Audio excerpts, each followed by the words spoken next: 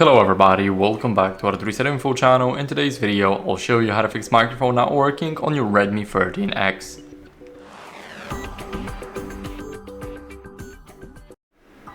So first, what you guys want to do is clean the microphone with a non-metallic tool. So basically, go get your port and then clean it with a non-metallic tool. When you use something metallic, you can only damage the port even more, and it can end very badly. So remember to use something soft and not sharp. And then what you guys can do is test the mic in voice recorder or any other app. So you guys can also call somebody and ask if your microphone is working before actually calling them. But I recommend visiting the system apps folder, then going to recorder, and here recording your voice. But first you need to give a lot of permissions here. So here, as you guys can see, now it's recording my voice. It's working perfectly fine. And now after that, what you guys can do if this is not working anyway, then we can update our software to fix any mic glitches. So let's go over to the settings.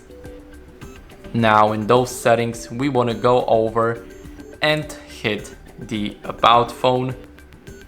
Now click on the HyperOS right here, and as you guys can see, I can't connect to the network, so I'll see you guys in a second and show you that I'm running the latest version of the HyperOS.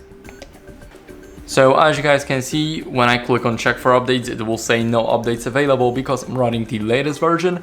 But if you don't run the latest version just like me, then I recommend updating it. It's very important.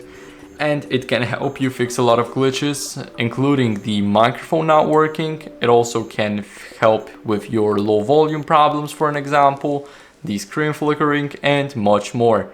So these are just the examples of what the update can do, but I recommend updating your software on a daily basis. So check every day, every 2 days for an update, and just see if that fixes the issue. If not, then it might be the issue of the hardware and not the software. And you guys can take this phone into the service center and get it diagnosed, and eventually you'll get a repair.